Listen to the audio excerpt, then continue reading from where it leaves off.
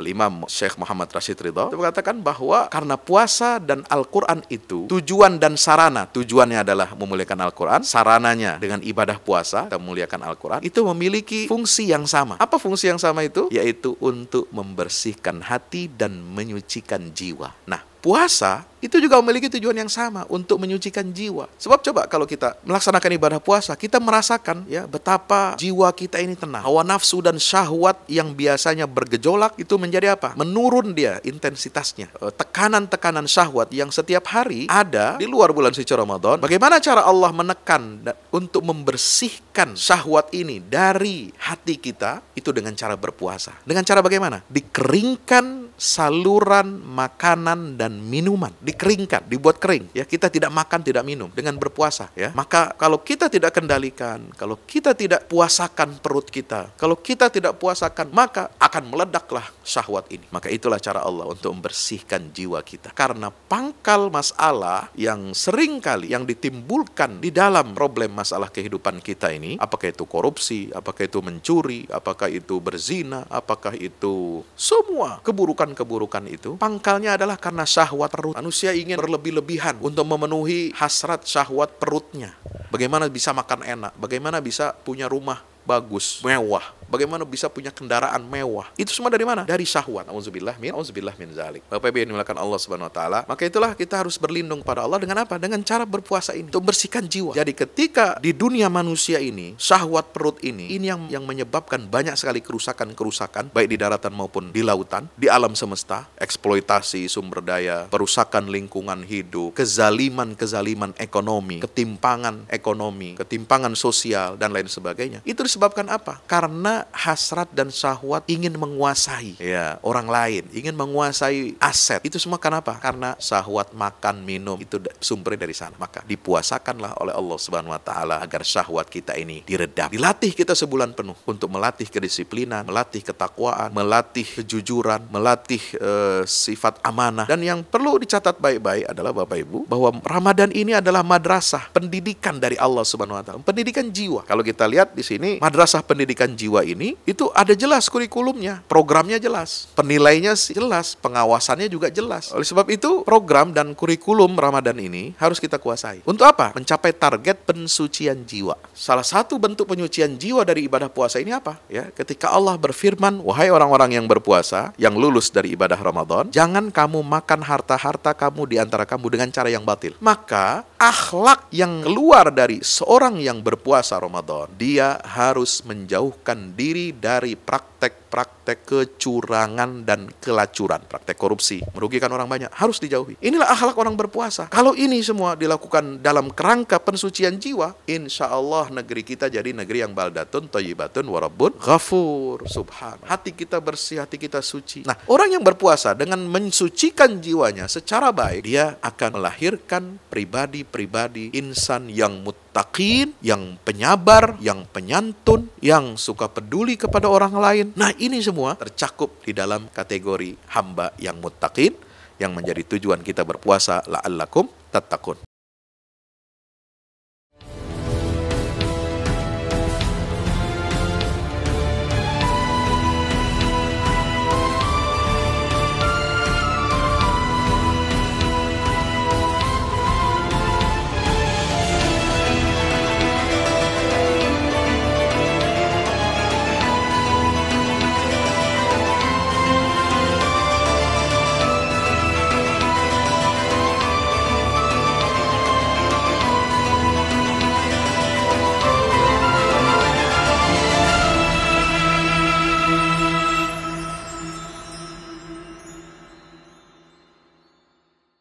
Bismillahirrahmanirrahim. Assalamualaikum warahmatullahi wabarakatuh. Alhamdulillah wassalatu wassalamu ala Rasulillah wa ala alihi wa ashabihi wa man tabi'ahu wa nasarahu wa walah, la haula wa la quwata illa billah.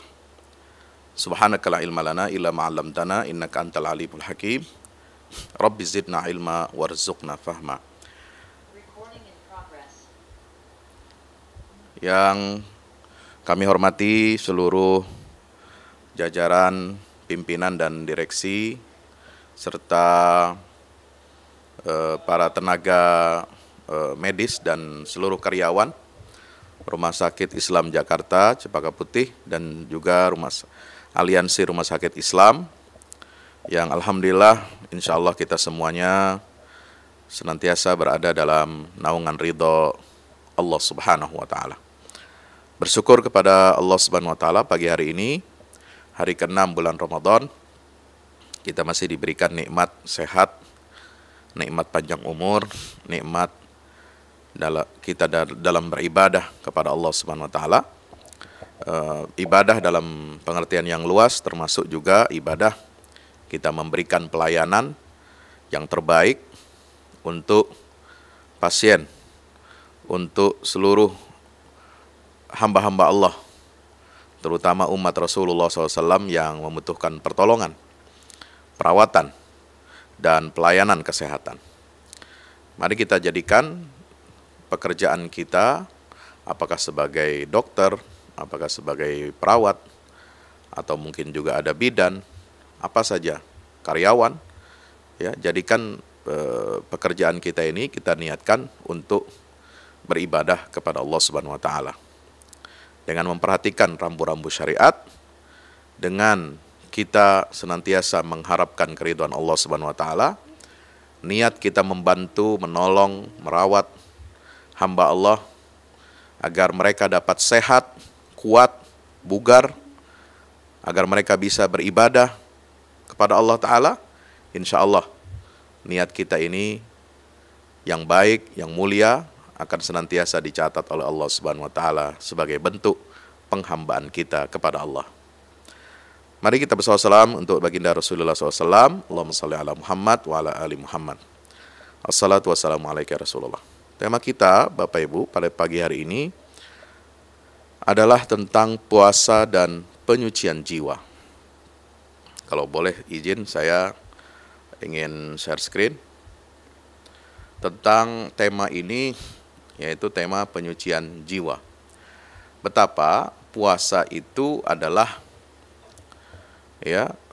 sesungguhnya Allah Subhanahu wa Ta'ala perintahkan kita beribadah puasa Ramadan ini sangat erat kaitannya dengan hakikat bulan Ramadan itu sendiri.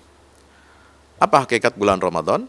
Hakikat bulan Ramadan yang paling pertama, yang paling utama adalah dia sebagai bulan turunnya Al-Quran. Ini ditegaskan di ayat yang ketiga dari rangkaian ibadah puasa. Ayat 185 surah Al-Baqarah, surat kedua. Ya.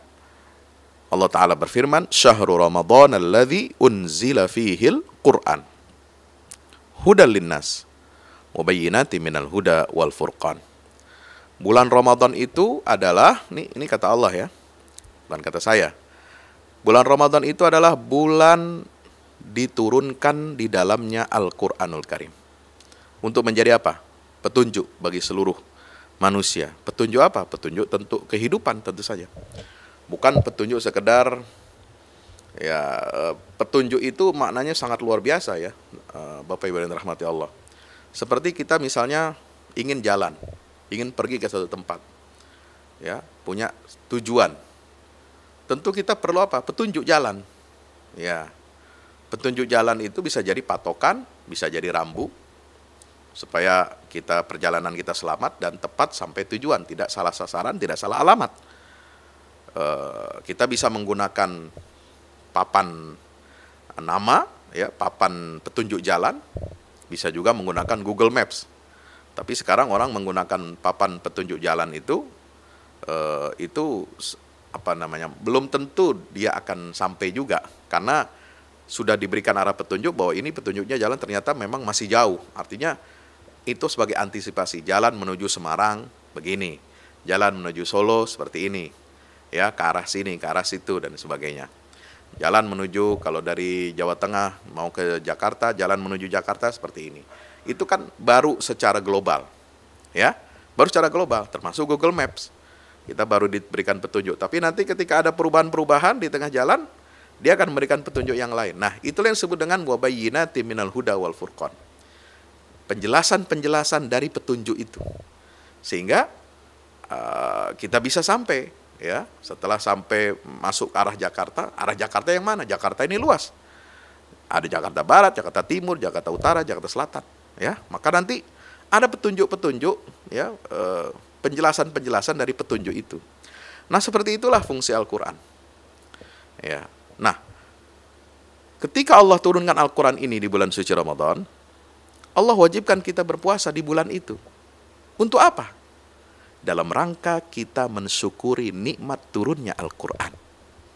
Ya. Jadi puasa yang kita lakukan ini, itu semua dalam rangka satu tujuan.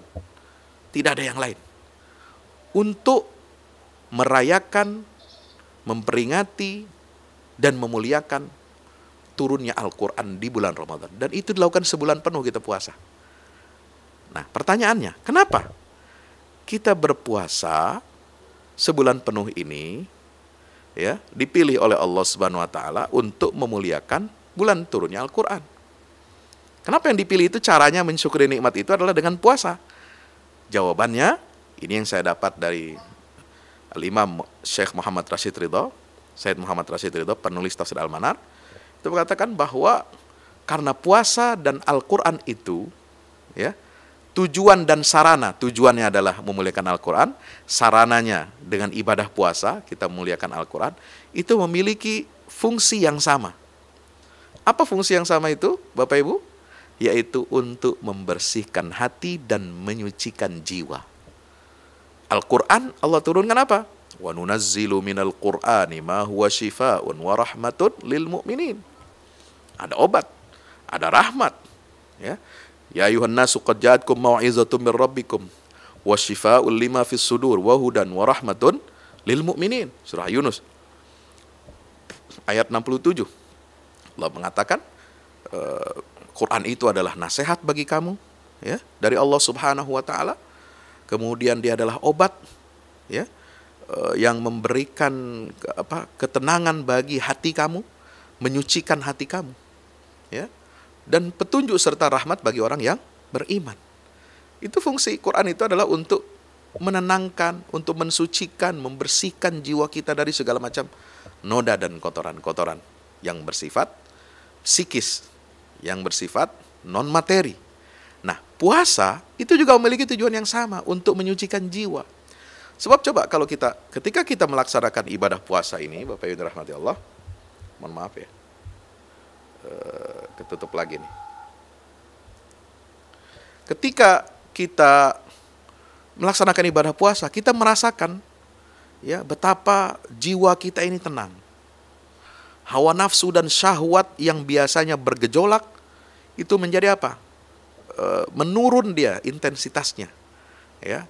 Tekanan-tekanan syahwat yang setiap hari ada di luar bulan suci Ramadan, syahwat makan, syahwat minum, syahwat hubungan intim, ya, syahwat segala macam lah untuk melakukan hal-hal yang negatif, ya, yang itu adalah dosa dan merupakan maksiat kepada Allah. Itu tekanannya luar biasa, ya.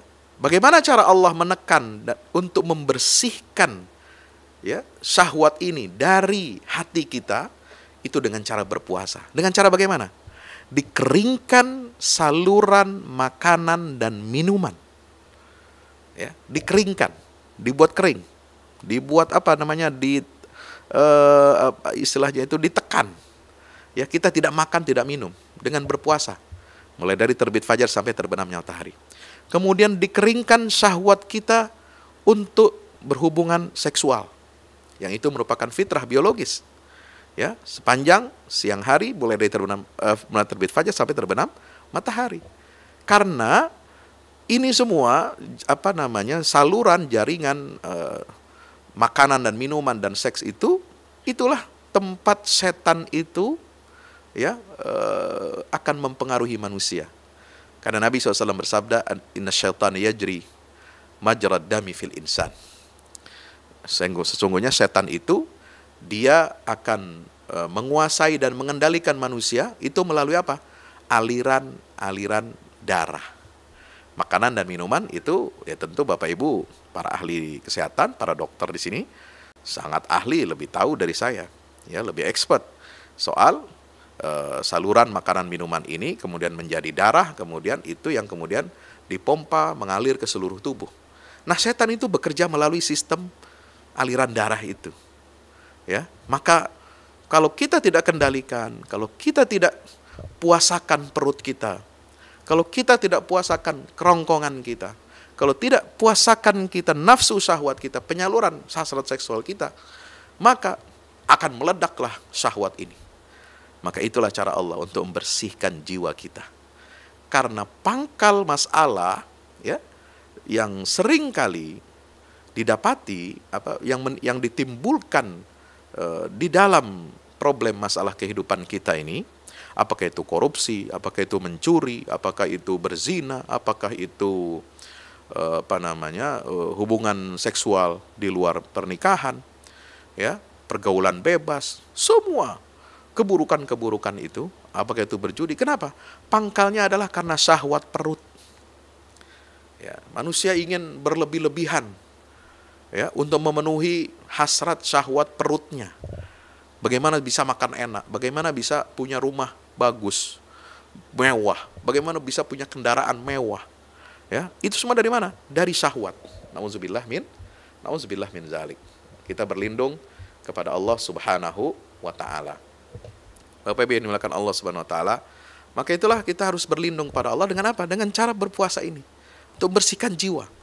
Jadi ketika ya di dunia manusia ini syahwat perut ini yang menyebabkan banyak sekali kerusakan-kerusakan baik di daratan maupun di lautan, di alam semesta, eksploitasi sumber daya alam, ya, perusakan lingkungan hidup, kezaliman ekonomi, ketimpangan ekonomi, ya, ketimpangan sosial dan lain sebagainya.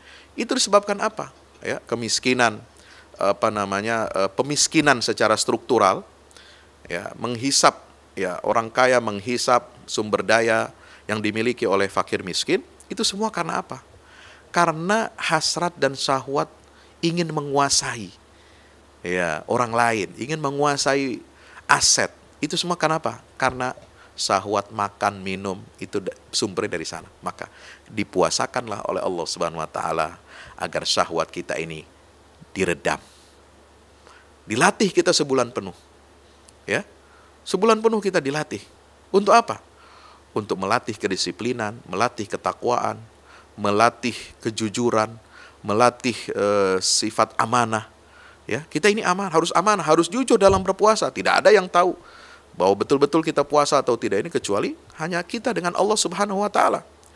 Dan yang perlu dicatat baik-baik adalah Bapak Ibu, bahwa Ramadan ini adalah madrasah, pendidikan dari Allah Subhanahu wa taala, pendidikan jiwa. Ya, kalau kita lihat di sini madrasah pendidikan jiwa ini itu ada jelas kurikulumnya, programnya jelas. Ya. Penilainya jelas, pengawasannya juga jelas.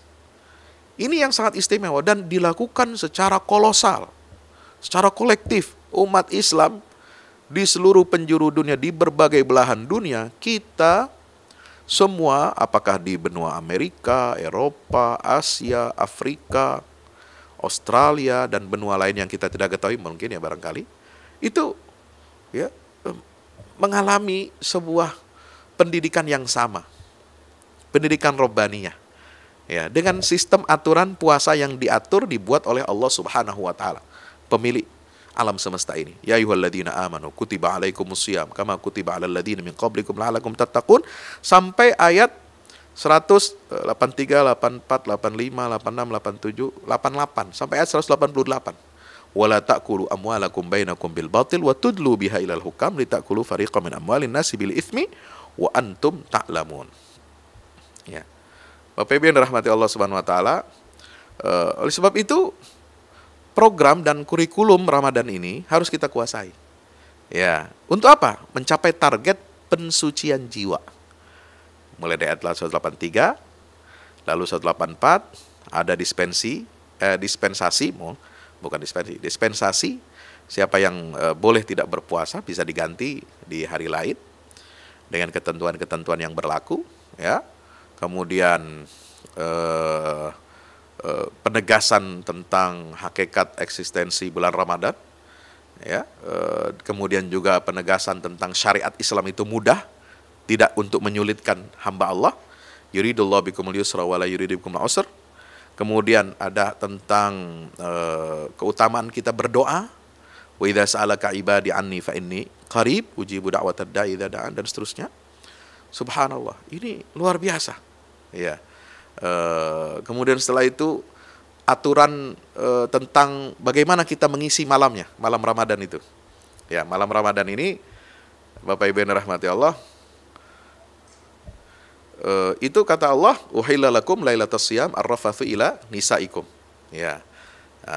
Jadi malam itu boleh kita bergaul, berhubungan suami istri. Kulu washrabu, makanlah dan minumlah. Silakan makan dan minum pada waktu malam, cuma harus diatur. Kita harus melatih kedisiplinan. Kapan kita boleh makan dan minum? Sampai kapan waktunya? Hatta yatabayyana lakumul khaytul abyadu minal khaytil aswad minal fajr.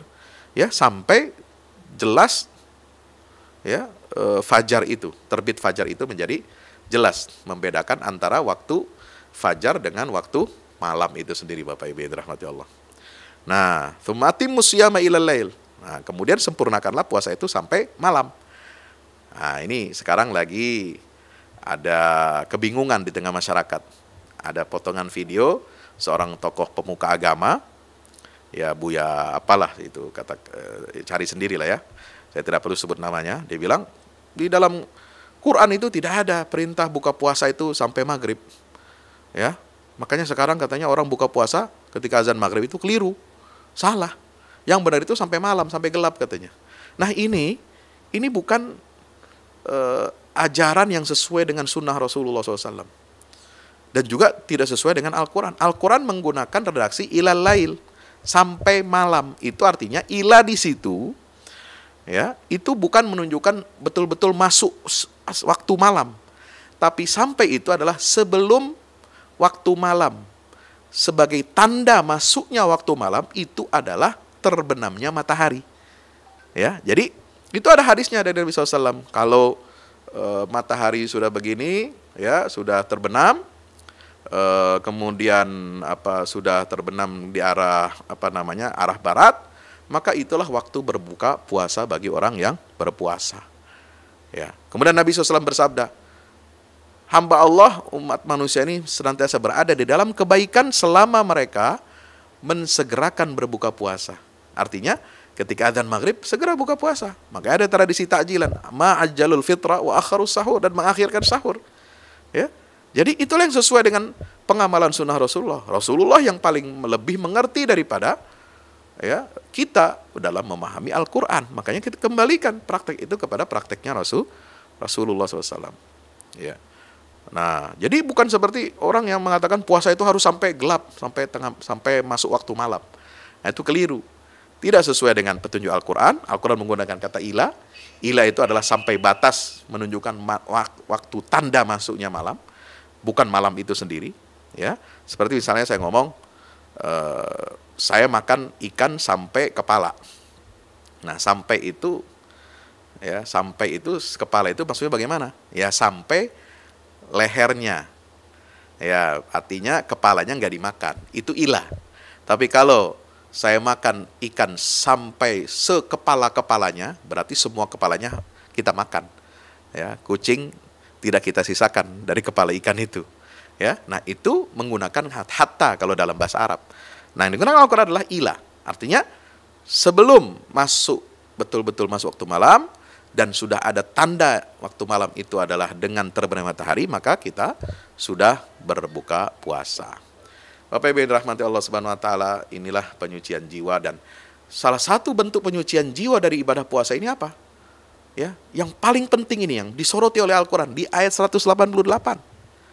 Ya, ketika Allah berfirman wala ta'kulu amwalakum bainakum bil batil wa tudlu biha ilal hukam litakulu fariqam min amwalin nasi bil itsmi antum ta'lamun. Wahai orang-orang yang berpuasa, yang lulus dari ibadah Ramadan, ya, jangan kamu makan harta-harta kamu di antara kamu dengan cara yang batil.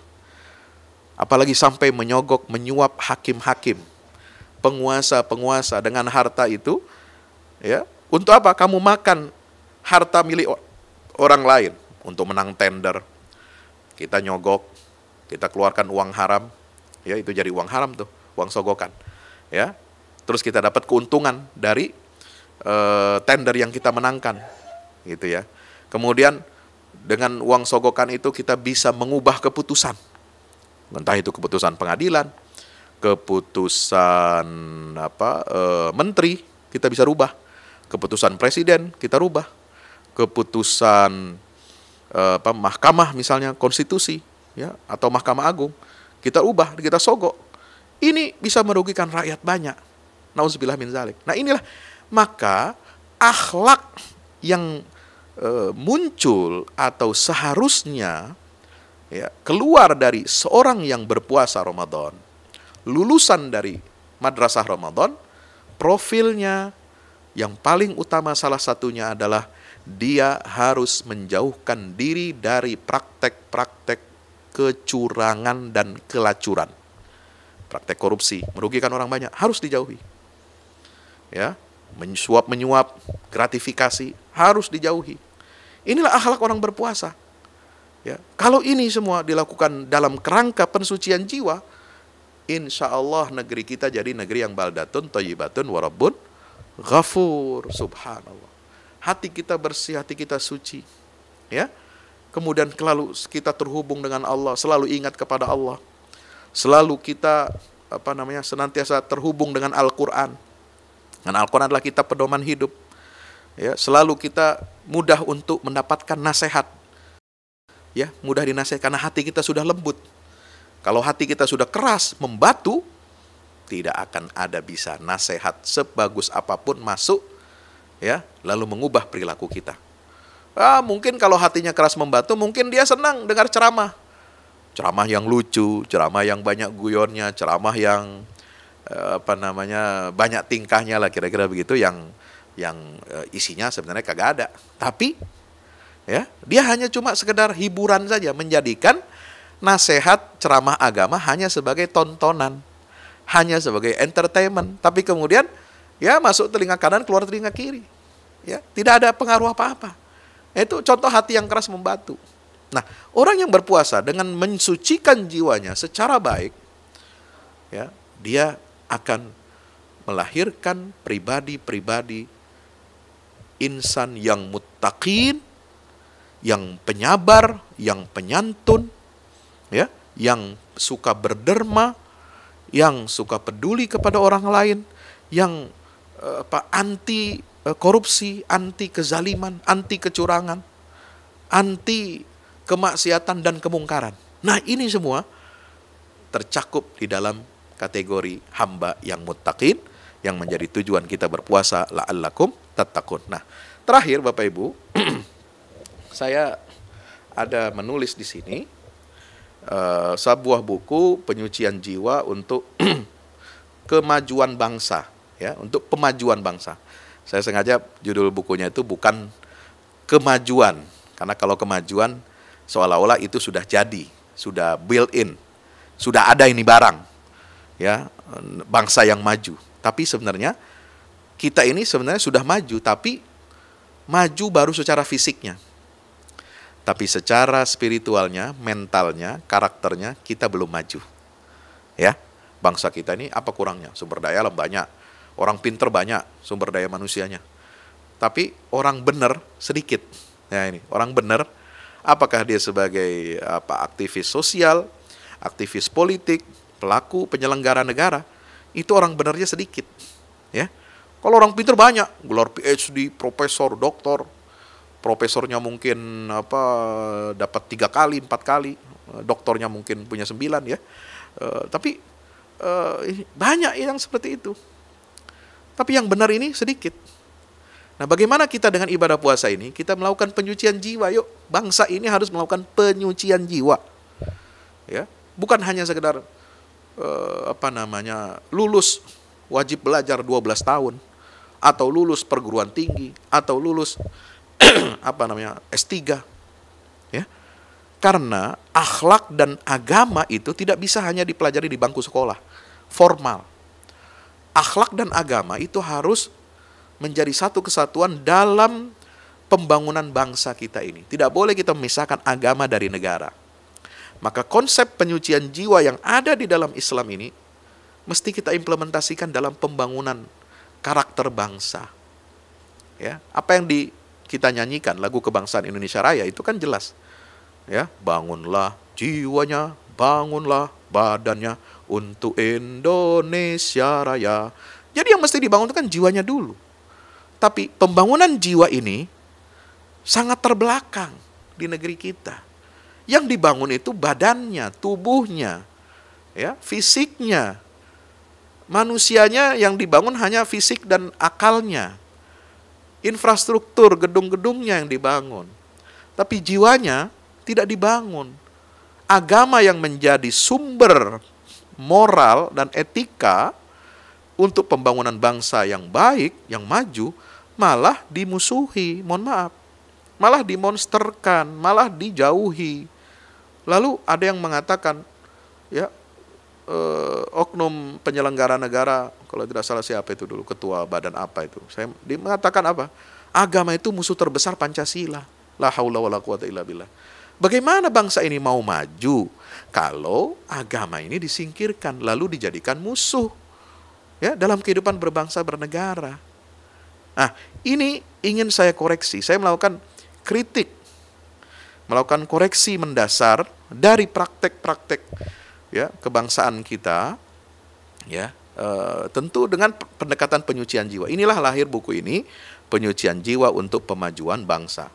Mulai dari peta permasalahan bangsa, kemudian lalu kami ungkapkan konsep penyucian jiwa dalam Al-Quran, ayat-ayat baik di surat Makkiyah maupun Madaniyah tentang pentingnya pensucian jiwa dalam Al-Quran dan bagaimana kita harus mengimplementasikannya, mulai dari Nabi Ibrahim, kemudian fungsi tazkiyah hari ini bagaimana, ya. Kemudian juga kita bahas bukan hanya tazkiyah secara konseptual, teoritik, tapi juga implementasinya. Bagaimana penyucian jiwa ini dalam melatih kesabaran kita untuk menerima ujian-ujian dari Allah. Ya, lapang dada menerima takdir Allah, gitu. Kita harus lapang dada menerima takdir dari Allah Subhanahu wa taala ini. Kemudian itu dari kisah Nabi Yusuf. Ada semua di buku ini. Jadi kisah-kisah Nabi terdahulu itu banyak sekali mengandung unsur penyucian jiwa. Melatih kita untuk sabar, tawakal, husnuzon kepada Allah, ya, berserah diri kepada Allah, tetapi kita memiliki mental yang kuat, ya, untuk bangkit dari keterpurukan, ya. Kemudian kaitannya dengan iman kepada hari akhirat. Ini penting. Proses penyucian jiwa kalau tidak punya keimanan pada hari akhirat, itu akan hampa. Kenapa? Karena orang banyak melakukan dosa, maksiat, kelacuran dan kecurangan, kezaliman, karena dia abai terhadap apa? Hakikat iman kepada hari akhirat. Hakikat pertanggungjawaban amal manusia di hadapan Allah Subhanahu wa taala, ya. Dia menganggap akhirat itu fata morgana, akhirat itu hanya meninabobokan, akhirat itu tidak ada, tidak benar. Ini harus kita koreksi dalam keyakinan-keyakinan yang ada di sebagian tubuh bangsa ini. Nah, kemudian bagaimana perilaku Bani Israel, ya? Itu kisah Bani Israel itu paling banyak dalam Al-Quran. Nah, kisah mereka itu menunjukkan apa? Kebobrokan mental, kebobrokan jiwanya rusak. Ya, kenapa? Karena pengaruh materialisme, pengaruh keduniaan, ya, atau merasa sombong. Mereka merasa sebagai bangsa terpilih, the chosen people. Nah, ini yang membuat hati mereka membatu, keras, mengeras. Maka turunlah surat Al-Baqarah ayat 74, "Tsumma qasat qulubukum min ba'di dzalika fahiyal kal hijarati aw ashaddu qaswah wa inna minal hijarati lama yatafajjaru minhul anhar wa inna minha lama yashaqqaqu fayakhruju minhul ma." Ya, itu menunjukkan hati yang keras, membatu itu. Jangan sampai seperti Bani Israel. Ya, mereka merasa sok suci, merasa paling pintar, merasa paling benar, kemudian merasa dipilih oleh Tuhan, ya, dengan munculnya nabi-nabi dan rasul diangkat dari kalangan mereka, sehingga mereka besar kepala, lalu jadi keras kepala, lalu jadi sombong, lalu jadi berbuat zalim. Padahal mereka dulu dizalimi oleh Fir'aun. Setelah dibebaskan dari kezaliman Fir'aun, malah mereka justru yang meniru pola-pola Fir'aun berbuat zalim kepada bangsa-bangsa lain, dan itu terjadi sampai sekarang. Nah, kita tidak boleh seperti itu, umat Islam. Proses penyucian jiwa ini terus diulang-ulang banyak dalam Al-Quran, termasuk kisah-kisah di dalam surat Al-Kahfi. Bapak Ibu tahu kisah Nabi Musa dan Khidir, dialognya itu semua tentang penyucian jiwa loh.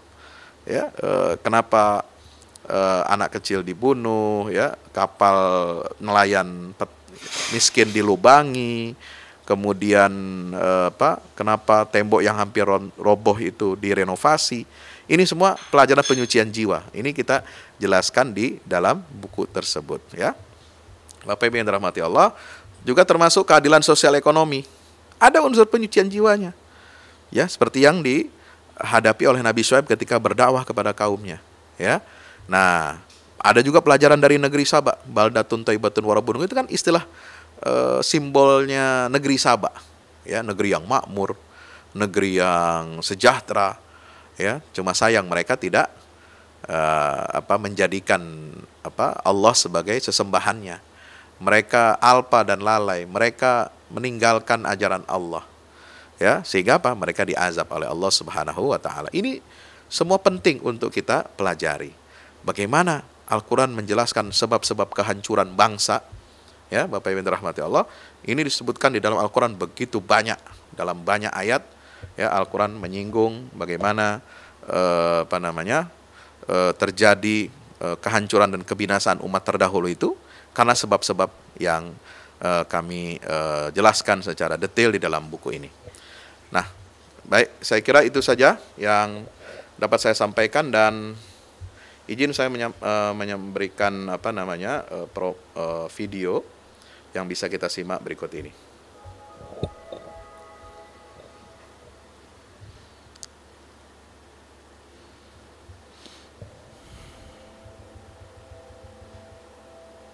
Assalamualaikum sahabat. Dari 3 unsur yang ada pada manusia, yakni tubuh, akal, dan jiwa, yang lebih banyak diperhatikan oleh manusia umumnya adalah tubuh dan akal. Tubuh kita isi dengan makan bergizi sebanyak 3 kali sehari. Bila perlu kita tambah dengan vitamin dan suplemen. Gak tampil ya? Kita isi dengan Oke, sebentar. Berarti saya share lagi, saya ulang lagi ya.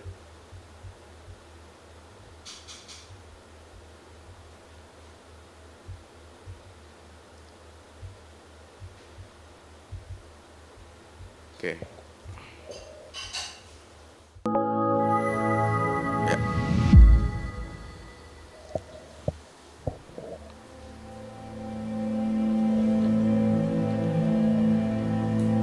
Assalamualaikum sahabat.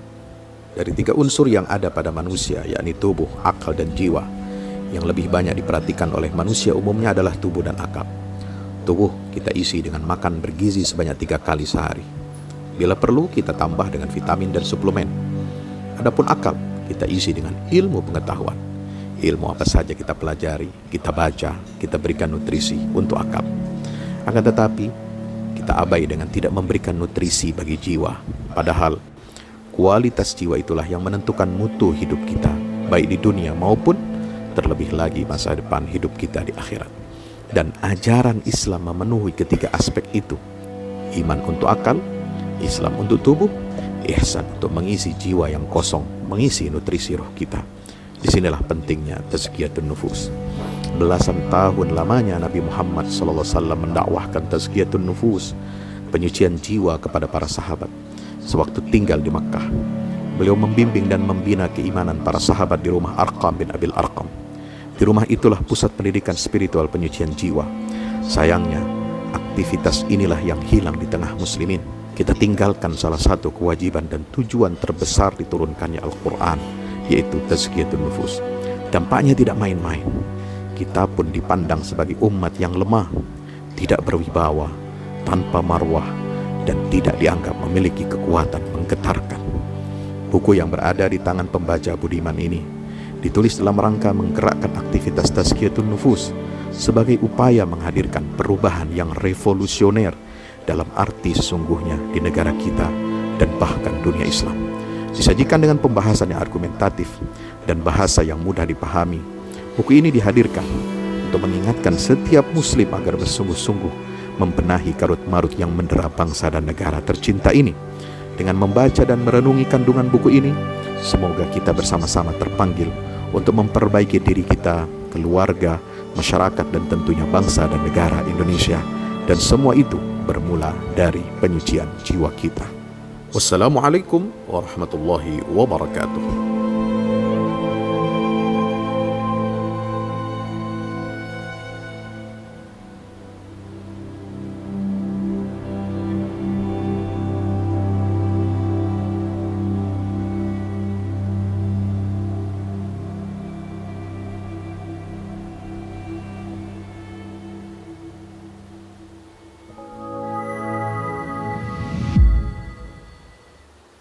Baik, silakan.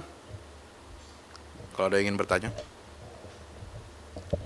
Terima kasih Ustaz Fahmi Salim yang sudah menyampaikan sebagai diskusi kita pada hari ini terkait alasan puasa dan tasbihatul nafs atau penyucian jiwa. Dan dipersilakan kepada Bapak Ibu para peserta Zoom bisa menanyakan maksudnya langsung saja boleh.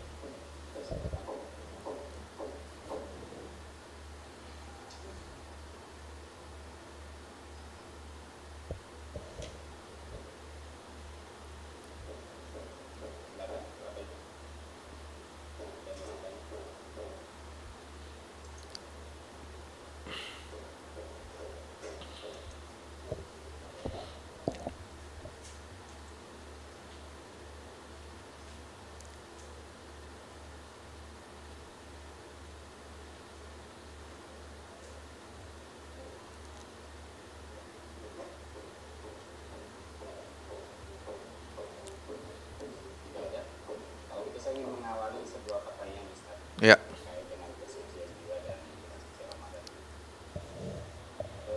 Kalau kita dan bagi mungkin di antara kita yang pernah belajar tasawuf, itu kan ada tahapan-tahapan kesucian jiwa. Misalkan ada yang namanya tahalli, tahalli, dan juga tajalli. Nah, sebenarnya dalam kerangka Ramadan yang kita jalani ini tahapan-tahapan seperti itu, apakah memang tidak bisa aplikasikan misalkan Ya.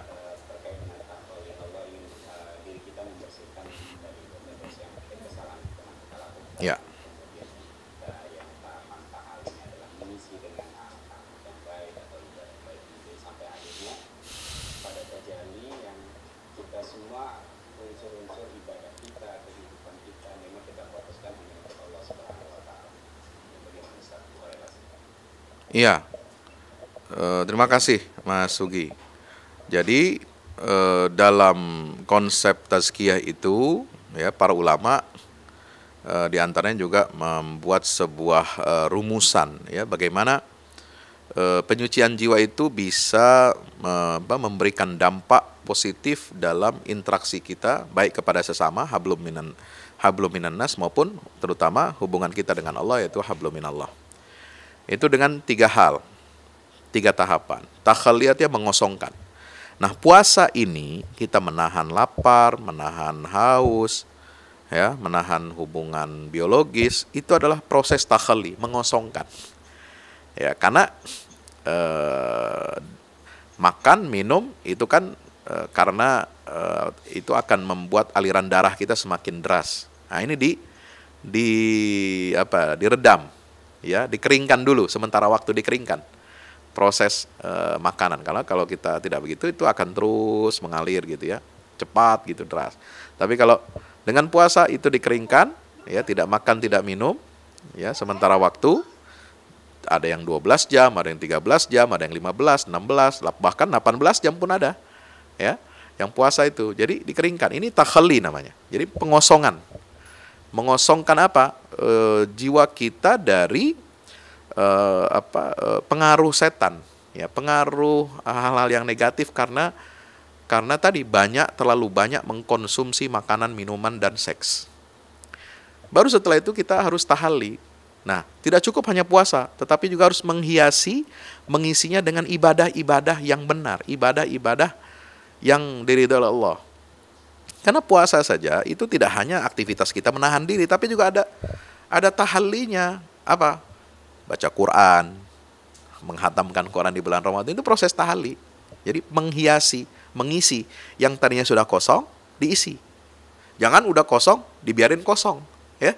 Puasa cuma puasa, ya, tapi nggak diisi ibadah yang lain. Nah, jadi itu dengan qiyamul lail, sholat tahajud, ya, sholat witir, dengan banyak berdoa, banyak zikir, berselawat, ya. Dalam ketika kita bekerja kita sambil berzikir. Ya, bahkan zikirnya kita adalah memberikan pelayanan terbaik, pelayanan sosial, pelayanan kesehatan, pelayanan pendidikan. Itu bagian dari zikir kita pada Allah. Ya, tapi dengan niat yang benar, niat yang ikhlas karena Allah Subhanahu wa taala, tidak merugikan orang lain. Nah, jadi itu harus diisi. Puasa ini yang sudah mengeringkan jalannya setan, yaitu darah itu yang menjadi tempat jalannya setan, itu harus diisi. Dengan apa? Lantunan ayat Allah, kitab suci Al-Quran, dengan qiyamul lail, dengan sedekah. Nah, sedekah itu bagian dari ibadah. Untuk tahalli, ya, peduli kepada fakir miskin, kita memberikan makanan buka puasa kepada mereka, itu bagian dari tahalli. Ya, senantiasa husnuzon kepada sama manusia, menjaga diri kita dari ghibah, namimah, dan seterusnya. Itu bagian dari tahalli. Nah, baru setelah kita mengosongkan lalu mengisi dengan hal yang positif, maka tajalli, muncullah sifat-sifat yang karakter-karakter yang baik. Karena itu karakter apa? Muttaqin. Seperti ditunjukkan dalam ayat 188 itu. Wala ta'kulu amwalakum bainakum bil batil wa tudlu biha ilal hukam litakulu fariqam min amwalin nasi bil itsmi wa antum ta'lamun. Menjauhi korupsi, menjauhi kezaliman, menjauhi pencurian, menjauhi semua dosa-dosa besar yang dilarang oleh Allah, dosa-dosa kecil yang dilarang, kita jauhi. Nah, itu tampak nanti karakter muttaqin, penyabar, penyantun, orang suka berderma, dan seterusnya dan seterusnya. Saya kira itu. Wallahu a'lam bishawab. Ya, baik. Terima kasih Ustaz atas penjelasan. Silakan Bapak Ibu yang ingin bertanya, masih ada kesempatan untuk kita 10 menit ke depan. Langsung saja. Oke, ada pertanyaan di ruang chat Ustaz dari Bapak Sultoni dari Masyarakat Islam Jakarta. Jadi menanyakan bagaimana pandangan Ustaz, sebentar saja. Bagaimana pandangan Ustaz terkait pelarangan pemerintah yang melakukan berbuka puasa di lingkungan pemerintahan, sehingga imbasnya dari pelarangan tersebut umat Islam jadi berpikir multi tafsir.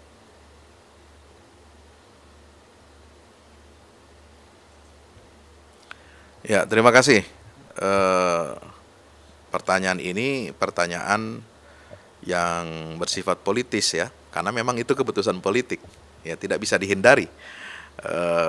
Jadi saya juga bingung sekaligus kecewa kenapa harus ada keluar surat seperti itu. Antara alasan yang diberikan di surat itu adalah untuk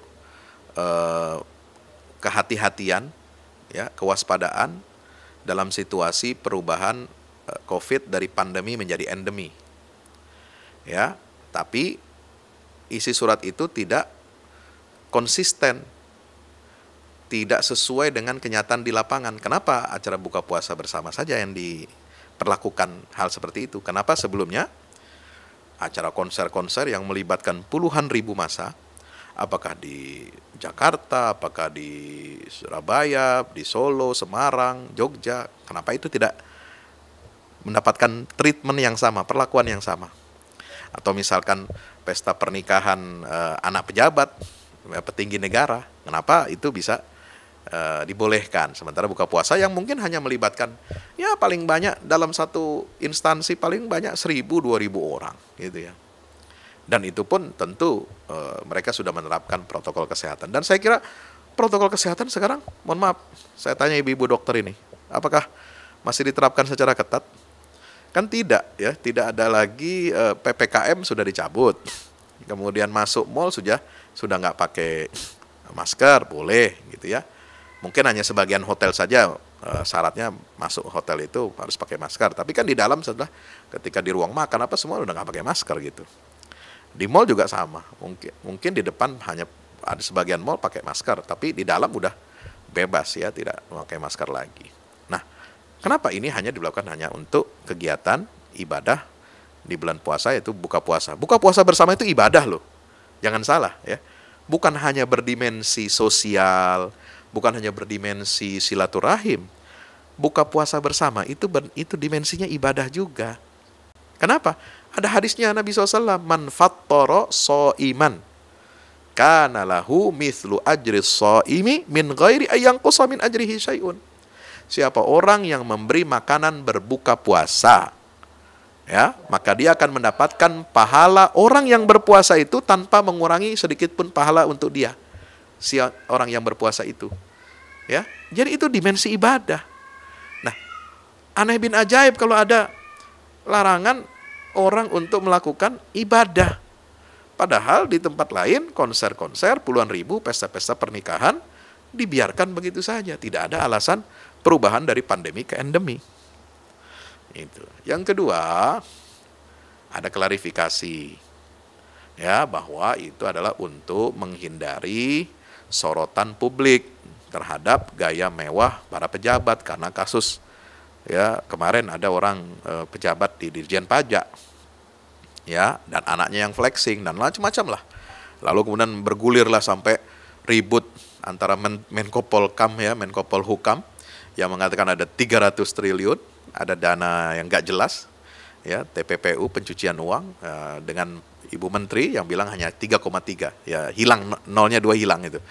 Ya, itu nggak tahu gimana. Ya, itu saya kira alasan ini tidak relevan. Ya, mohon maaf, tidak relevan. Ya, kita tidak membicarakan person, tidak membicarakan orang, tidak menggibah orang, tapi keputusan, ya, kebijakan ini kan boleh kita kritisi. Dan di bulan puasa apakah kita dilarang mengkritisi kebijakan? Tidak dilarang. Bagian dari amar ma'ruf nahi mungkar. Ya, itu saya pemahaminya seperti itu. Bagian dari amar nahi mungkar. Meskipun tentu kita tidak melakukan hal-hal yang anarkis, tidak boleh terlalu berlebihan, mencaci, mencela, menjelek-jelekkan, kata-kata kasar kepada pihak eksekutif atau pemerintah. Enggak, saya lebih suka kita mengkritik secara objektif sajalah, secara ilmiah, argumentatif, tidak usah mengeluarkan kata-kata kasar. Ya, nah, saya kira buka puasa bersama itu tidak dilakukan untuk bermewah-mewahan, bukan untuk flexing, bukan untuk gaya-gaya. Ya, ini adalah bentuk ibadah. Ya, mengundang, dan banyak instansi pemerintahan ya ketika mengadakan buka puasa bersama itu mengundang anak-anak yatim, memberikan santunan sosial, dan ini kan sebagai bentuk apa? Social responsibility, ya, social responsibility yang dilakukan oleh lembaga-lembaga, instansi pemerintah atau pejabat-pejabat negara, ya. Apakah nggak boleh mereka melakukan social responsibility, ya, di masa bulan Ramadan ini yang memang bulan kesalehan, bulan kebaikan, bulan kita meningkatkan amal saleh, ya. Jadi saya kira ini ciri-ciri bangsa Indonesia, ya, umat muslim di Indonesia yang guyup, yang suka memberikan makanan buka puasa, menyantuni anak yatim, ya, fakir miskin, ya, justru terjadi ketika buka puasa bersama, dan itu tidak menunjukkan arti bermewah-mewahan seperti yang dikhawatirkan oleh Pak Menteri. Demikian, wallahu a'lam bishawab. Terima kasih Ustaz atas penjelasannya. Karena pertanyaannya politik, jawabannya juga agak Ya, yang penting argumentatif, Mas. Ya. Baik, Bapak Ibu, masih ada 2 menit lagi untuk kita berdiskusi. Silakan bagi yang ingin bertanya terkait dengan tema pengajian kita pada pagi hari ini.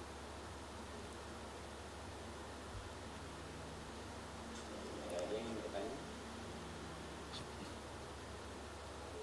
Cukup? Baik, kalau tidak ada, sebagai penutup mungkin closing statement dari Ustaz. Ada satu pertanyaan saya yang dibacakan sebentar. Proses pensucian jiwa ini bisa bermula dari mana, Pak Ustaz? Dan tahapan-tahapannya? Karena selama ini godaan ilmunya luar biasa. Kita berniat ingin selalu melakukan sesuatu yang terbaik, kemudian ikhlas, kemudian bisa memaafkan orang lain. Namun di tengah perjalanan kadang ada saja muncul perbuatan atau hal-hal yang tidak kita inginkan, dan secara tidak sengaja kita melakukan kesalahan Ya. dan bagaimana agar kita bisa tetap istiqomah dalam menjalankan apa-apa yang sudah kita jalani selama ini dengan baik. Sebagai contoh mungkin Pak Ustaz, saya mencoba untuk mempelajari Al-Quran dengan baik, namun bila kita ada masalah dengan orang, secara otomatis hafalan kita susah sekali masuk.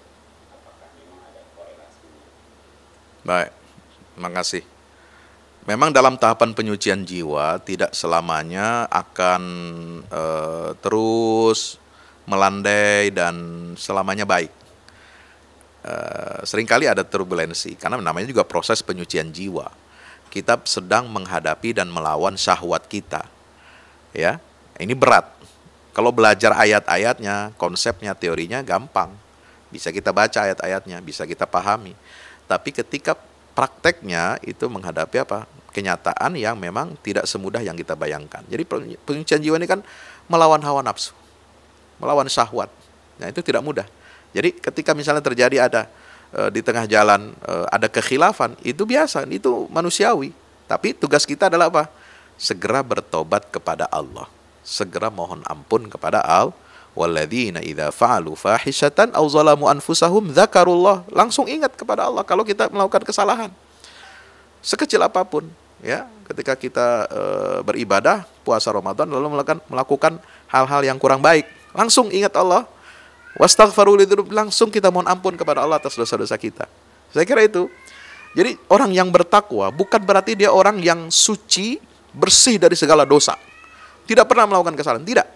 Orang bertakwa itu adalah alladzina al-muttaqin itu adalah walladzina idza fa'alu fahishatan aw zalamu anfusahum dzakarullah wastaghfaru lidzunubihim wa may yaghfiru dzunuba illallah. Orang yang selalu mawas diri, selalu ingat Allah, selalu mohon ampun kepada Allah Subhanahu wa taala. Kemudian yang tadi ditanyakan itu jelas ya, kalau kita berbuat salah tentu akan ada dampak-dampak psikologis kepada kita. Kita jahat kepada orang, kita ingin kita bahkan ingin memfitnah, menjelek-jelekan orang, itu pasti dampaknya jelek buat kesehatan mental kita. Ada sekarang istilah mental health ya, kesehatan mental, sihah nafsiyah, itu karena perilaku kita. Ya, kalau perilaku kita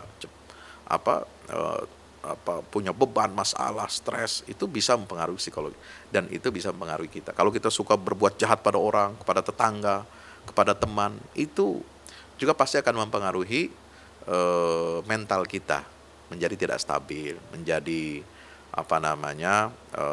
orang yang tidak disukai oleh banyak orang-orang di lingkungan di tempat tinggal dia itu. Saya kira itu sunnatullah ya, itu biasa terjadi. Terakhir sebagai penutup, mohon di silent semuanya, mohon. Terakhir ya, sebagai penutup, sebelum penutup saya ingin tampilkan video ini, buku khutbah penyucian jiwa. Jadi saya buat kompilasi khutbah Jumat nih buat Bapak Ibu ya, buat di masjid-masjid, buat para dokter yang mau mungkin tampil sebagai khatib ya. Jadi khatib Jumat itu bukan hanya ustadz ya, dokter juga bisa, asal dia menguasai dan memenuhi syarat dan rukunnya.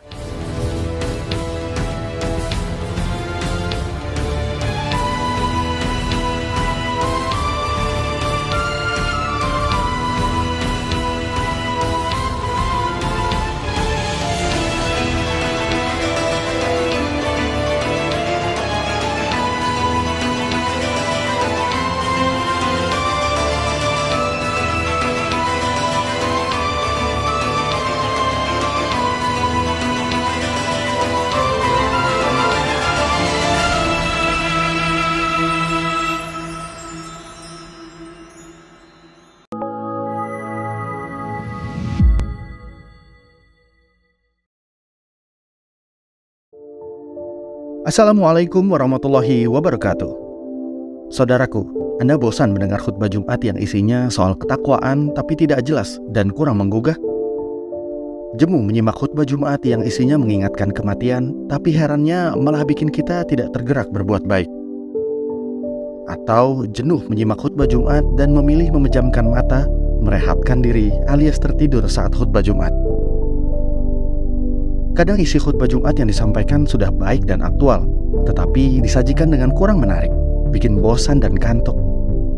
Kadang cara penyajian khotib sudah komunikatif, tetapi materi khutbahnya itu-itu saja yang sering didengar jamaah.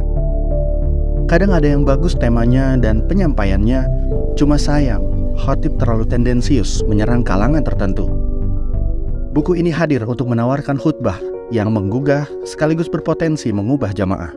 Makna dihadirkan, hikmah dikedepankan, sunnah khutbah pun diperhatikan. Disusun dengan bahasa santai lagi menggugah, bertutur lisan tapi tersaji secara sistematis. Buku ini layak dibaca untuk semua kalangan, yang ahli ataupun yang awam, yang bisa berkhutbah ataupun yang tengah belajar atau bahkan sekedar jamaah Jumat. Selain itu, buku ini merupakan asupan bergizi literasi generasi muda dalam menambah wawasan keislaman dan cara hidup berislam sesuai petunjuk Allah dan Nabi. Khutbah-khutbah Jumat penyucian jiwa bangsa ini hadir sebagai penawar bagi para khotib agar mampu tampil sebagai sosok yang bisa mencerahkan jamaah, menghadirkan hikmah di dada mereka selepas pulang dari sholat Jumat, untuk selanjutnya mereka merindukan momen di waktu-waktu berikutnya. Sebab itulah, khutbah Jumat memang harus disimak dengan jiwa merekah dan penuh nikmat.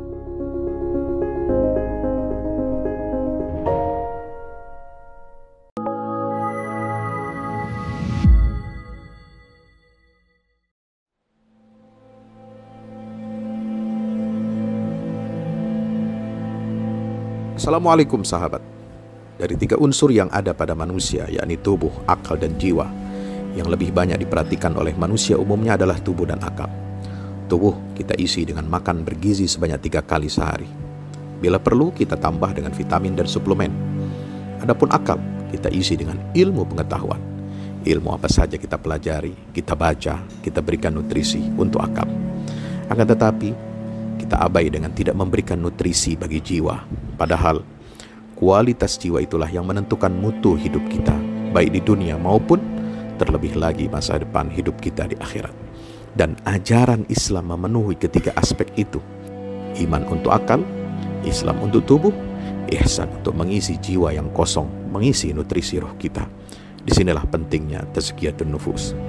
Belasan tahun lamanya Nabi Muhammad SAW mendakwahkan tazkiyatun nufus, penyucian jiwa kepada para sahabat.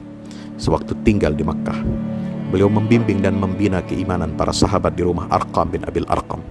Di rumah itulah pusat pendidikan spiritual penyucian jiwa. Sayangnya, aktivitas inilah yang hilang di tengah muslimin.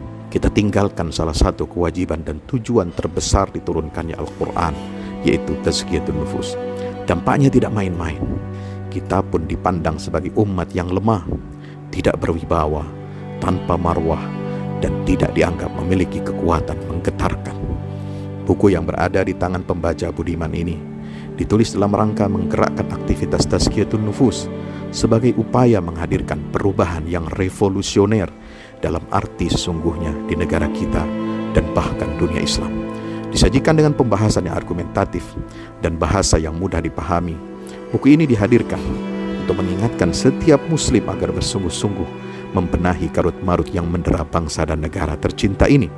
Dengan membaca dan merenungi kandungan buku ini, semoga kita bersama-sama terpanggil untuk memperbaiki diri kita, keluarga, masyarakat, dan tentunya bangsa dan negara Indonesia. Dan semua itu bermula dari penyucian jiwa kita. Wassalamualaikum warahmatullahi wabarakatuh.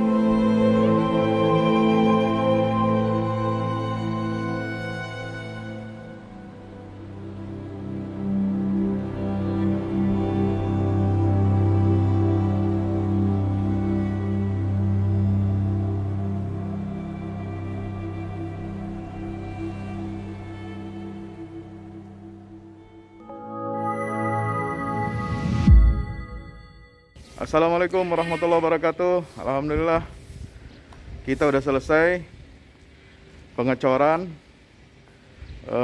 rooftop ya. Itu tangga buat ke bawah. Yang ini di atas buat toren 2 biji. Ini semua udah dikeliling tembok. Ya, ini untuk lantai paling atas buat futsal, buat jemuran, buat tanaman hidroponik juga ntar insya Allah ya. Terus support ya teman-teman. Alhamdulillah terus selesai pengecorannya semuanya. Ya, ini progres kita terbaru. Dan jadi buat olahraga, buat utilities ya, multiguna. Nah, kita turun sini semua. Ini lantai 3. Ini untuk asrama ya, untuk kamar-kamar, dan nah di situ musola. Nanti di situ musola ya. Ini kamar-kamar dan musola buat santri-santri tahfiz kita, insya Allah.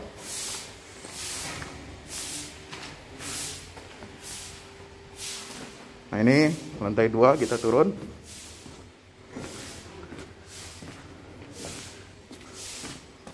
Ini untuk kelas-kelas ya. Kelas-kelas tahfidz, kelas-kelas tadabbur. Insya Allah. Mau udah jadi. Alhamdulillah, ke dukungan antum semua. Nah, tinggal ke bawah, di sini buat aula. Aula semua di sini ya. Mohon doanya terus. Mudah-mudahan berkah. Mudah-mudahan cepat jadi finishing. Kira-kira finishingnya ini butuh 1,5 M lagi ya. Mudah-mudahan. Al-Fatihah.